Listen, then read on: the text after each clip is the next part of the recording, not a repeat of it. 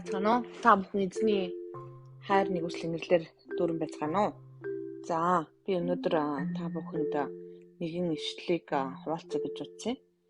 Тэгэд эхлэл 3 дээрээс уншиж өгнө. Энд бол сатан болон зурагч, урам эхлэгч гэдэг талаар та бүхэн өнөөдөр подкаст хийх гэж байгаа.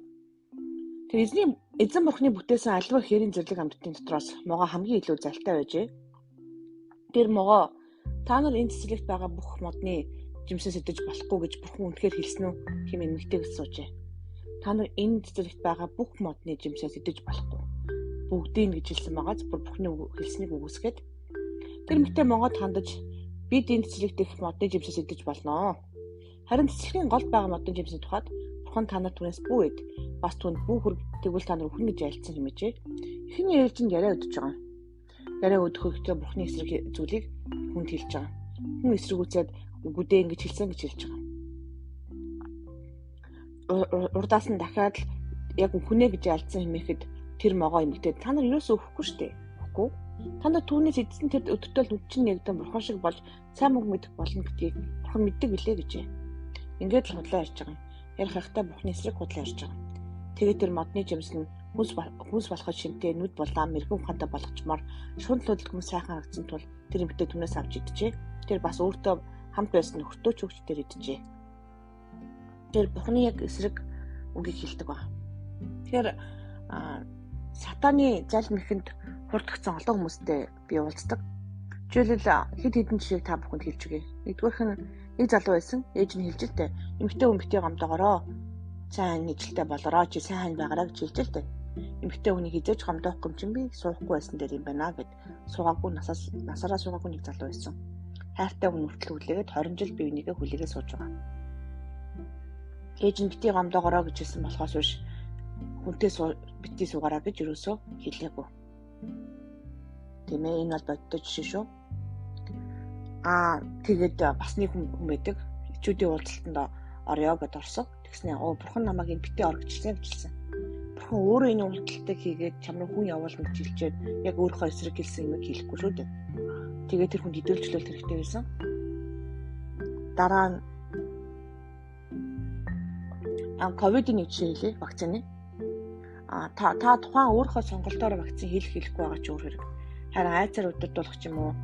Жишээлбэл би ковидын вакцин хийх ёстой. Яг бол би улсын сургуульд ажилладаг. Багш хүнийхээ хувьд хариуцлага өрөөд хүүхдүүдэд энэ зэрэг өвчин тарахгүй байх үднээс би вакцин хийх ёстой. Би тэрийгэж хэлгэн. Харин манай сүмийн итгэгч эмэгтэй хурж ирээд чи вакцин хийлгүүл итгэлгүй байгаа урагч болж байгаа хэрэг вакцин хийлгэж байгаа нь буруу гэдэл баахан шашинжиж улс төрж эхэлсэн. Тэгээ би хэлсэн миний итгэлгүй яах вэ? Миний асуудал бол ерөөсөө яг энэ миний итгэлтэй огт талбайтай асуудал биш ээ. Миний хариуцлага байгаа. Миний махан бид хүүхд төрөхтөнд бид нар хүртэл вакцин хийдэг үстэй. Ялгаа юу байна? Улаан бурхны вакцин болон өөр вакцин хийж бирээг хамгаалдаг. Жишээлбэл би хүүхдүүдэд витамин D өгдөг. Би витамин D-ийн судалгаанд байсан хүн. Тэгээ ханаад томооных нь эцэг хижний хамгаалалт залбирсан ч гэсэн би түүнд тэднэрт витамин D өгдөг. Миний Монголд витамин D ууж гиснээс хойш 3 жил хагас уусан. Тэр үед ямар ч ханаад том өрөөгүй шүү. Тэгээд тэр нь ашигтай байсан. Тэрний өмнө уужсэн тэгээд судалгаанд хамагдаад тэр судалгааны уусан. Тэгээд миний мэдхийн л ямар ч ханаад том өрөөгүй. Зөндөө хүрээгүй. Ер нь бараг л 7 жилийн хугацаанд бараг л хүрээгүй гэж болно доо. Тэгээ ганцч яагаад бинтж байна гэж юу? Ханаа түрээд хичээлээс чөлөө авсан тохиол ганцч байхгүй миний хүүхдүүдэд хичээлээ ганц таслаагүй гэсэн үг. Зөвхөн хичээл таслахгүй байгаад цусахгүй бусад давуу талуудтай байгаа. Тэгээд дэг яг үндэ витамин D бурхан бүтээсэн ба. Тэгэхээр аливаа махан биеийн асуудлыг мэдгүй гэсээ болоод тийм шашинцсан ус төрчсөн янз бүрийн яриад холбогдож бас байдаг. Тэгэхээр тэр нь бол аюултай. Жишээлбэл бас нэг хүн байсан. Подкаст чинь зөвхөн өдөржлөлтийн хүн дэрхтээ би энэ сонсдороо өдөржлөлт хийхгүй юм чинь сонсохгүй гэж хэлсэн. Хин тэгж хэлсэн бэ? Тийм бодол төрсөн гэж хэлсэн.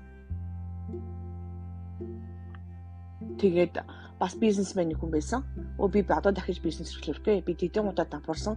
Тийм учраас би бол зүгээр л лузер буюу шалтаа унсан нөхөр надад одоо энэ хийх чадвар байхгүй. Энэ санааг танд хүнд өгсөн бэ гэж асуусан. Дуудлага бизнесийн хүн. Яг дуудлагын эсрэг сатан дайрж идэг. Тэгээд энд ч гэсэн энд ийм Ивараар дайрч байгаа. Сул цэгүүн ихлээд дайрдаг.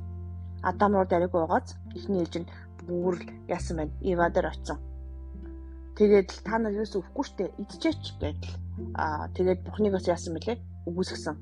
Эхлээд ер нь бол сатан юм уу ямар нэгэн бодол танд өгье гэж бодъё. Зөвхөн сатан ч шүү дээ демон бол ороод харанхуй тэнгэрлэгч чамаагүй.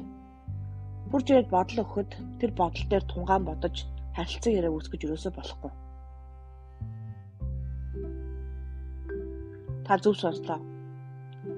Жишээлбэл миний нэг хайртай хүн гадаа сууж байсан чинь сүнслэг битэрсэн. Тэгээд чихэнд нь шивнсэн. Эхнэр чинь тийм гэд муулсан. Тэгээд нөгөөдгийг ургалан бодож эхэлсэн. Тэгээд жинхэнэ юм шиг санагдаж эхэлсэн.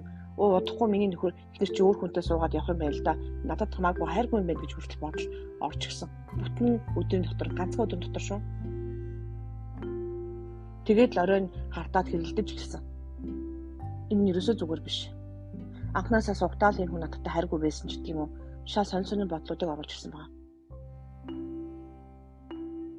Янз бүрийн хэрүүлийн өдөлтөөрийг дандаа бодлуудыг өгөөшүүдийг сатаны гараа болгочтой өгч идэг. Хуурм эхлэгчд. Тэгэхээр та бүхэн Библийг сайн унших хэрэгтэй. Бурхан юу хүсэж байгаа вэ? Бурхан юу хүсэж байгааг мэдэхгүйгээсээ болоод сатаны хэлж байгаа үгийг, Бурханы хэлсэн үгийг мэдэхгүйгээсээ болоод яг эсрэг юм хэлж яхад нь өмөрсөж байгаа. Яг Бурханы хэлсэн юмыг хэлж байгаа. Үгнээ гэж хэлэхэд нь үхгүй штэ гэж хэлж байгаа. Яг энэ өдөр сүнсээр тэд нар өгсөн баг.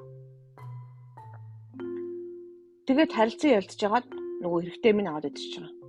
Бидний хүсээгүй зүйлийг хийлгэж орхиж байгаа. Тэгээд сатан энэ зүйлийг хийдэг. Хамгийн түрүүнд бидэнд бодолд өгөөж тавьдаг. Хуурам эхэлдэг гэсэн үг. Тэгэхээр одоо айлгах гэж оролддог, ичих гэж оролддог, янз бүрийн бодлоор хүмүүсийг буруу мэдрэмж төрүүлэх гэж оролддог. Янз бүрийн тийм бодлоор чих юм бол зайлсхана гэж хөөх хэрэгтэй. Зайлмын хурамч бодлоо гэж байгаа нөхдүүд зайлсхаа та нар гэж битгий ургуулсан бодороо. Тэгээд шувуу дээгүүр нэгсч болно. Бүр нэрч нисээд үүрээ засахыг битээ зөвшөөрөөрэй. Тэгээд танд оюун бодлоодаа сайн хянах боломж байгаа шүү. Тэгээд бүр болохгүй бол ариусээ туслаараа гэж хэлэхэд л болно. Тэгээд танд амжилт хүсье. Сатан бол хурам эхлэгч. Хизээж мартаж болохгүй шүү.